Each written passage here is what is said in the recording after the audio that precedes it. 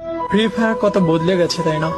আজকাল নতুন প্লেয়ারদের কাছে পুরানো কালেকশন থাকে, আর এক ছিল আমাদের সময় শুধু ফ্রিতে দেওয়া বান্ডিল ছাড়া কিছুই ছিল না। যখন বাকি তিনজন মিলে সাদা অ্যাডাম বান্ডিল পরা প্লেয়ারকে চেতাতে থাকতাম, শালা নিজেরাও অনুভব হতাম, কিন্তু অ্যাডামকে চেতানোর মজাই ছিল আলাদা। এক ঘরে বা টাওয়ারে বসে চারজনে মিলে একটা কিল করতাম, আর এনিমির একজন এসে আমাদের চারজনকেই মেরে দিত। কিন্তু জানেন মজার বিষয় কি ছিল?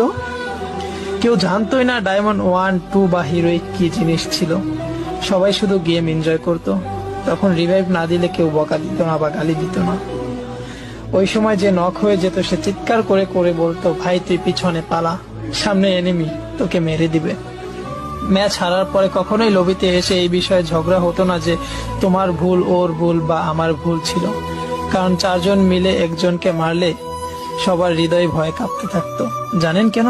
কারণ তখন ফ্রি ফায়ার বন্ধুদের জন্য একটা মজা ছিল, গেম না। पल रुका ख्वाबों का कारवां और फिर चल दिए।